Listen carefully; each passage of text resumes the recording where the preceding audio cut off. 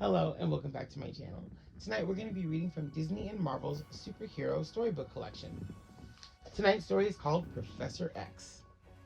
When Charles Xavier was a boy, he always listened when he heard other children talking about their dreams at night. They dreamed of winning soccer games or had dreams about being embarrassed. Charles' dreams were different. Charles knew he was not like other children. In his dreams, Charles's mind would leave his body and go flying over his town. Charles could hear people's thoughts below. It turned out Charles was reading people's minds.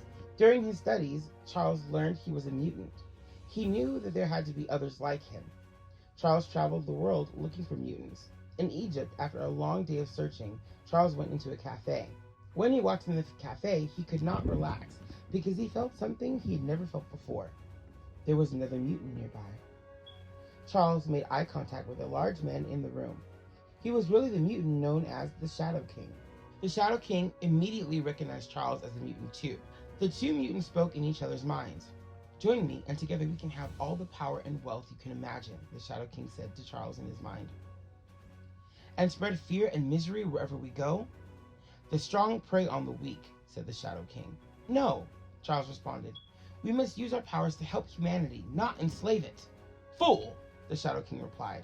"If you will not join me, then you must die." The Shadow King attacked with a fire-blazing whip, and Charles defeated him. The second mutant Charles met was named Magnus. He had the power to move anything made of metal with his mind.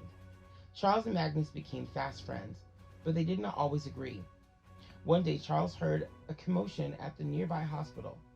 Charles and Magnus found the evil Baron Wolfgang von Strucker launching an attack on the hospital. "Stop!" Charles cried. "This is the hospital. They have suffered enough." "Stand aside," Baron von Strucker said. "There's gold buried here, and it belongs to me." Together, Magnus and Charles took on the Baron. The Baron had many weapons, but between Magnus's ability to move metal and Charles' mental powers, they turned the Baron's weapons against him. Defeated, he ran away. Charles and Magnus were successful, but the attack had changed them both. Magnus was convinced that humans were bad and not to be trusted. Magnus used his powers to steal the gold bars that Baron von Strucker had unearthed from the hospital. "I shall use this wealth to fuel my plans to rule the world," Magnus said. "And someday, my friend, you will see that I am right and join me." Charles just shook his head. Magnus's plan made Charles think about his own future. His father had left him a mansion and a fortune. Maybe he could use this to help both mutants and humanity. On his way home, Charles stumbled into a village where he sensed something was wrong. The minds of every person in the village were under a spell. Charles thought an evil mutant must be responsible. He searched the village but did not find any. He then discovered a hidden underground basement filled with strange machines. Charles knew these machines were being used to control the villagers' minds. A frightening figure emerged from the shadows.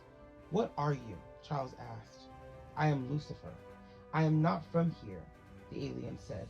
With an evil cackle, Lucifer pulled a handle as he fled from the room, releasing a giant stone from the ceiling of Lucifer's secret hideaway. Charles couldn't dodge it in time. The stone fell on him, and he lost the use of his legs. Instead of feeling sad about what he had lost, Charles thought of everything he needed to build. Charles returned to the mansion where he had grown up. The house was dusty and empty, but it wouldn't stay that way for long. Charles got right to work creating the first part of his dream, a school for young mutants. He would name it Xavier's School for Gifted Youngsters. And that is the end of our story tonight. I will see you guys later. Have a marvelous rest of your day, night, evening, or afternoon. Bye.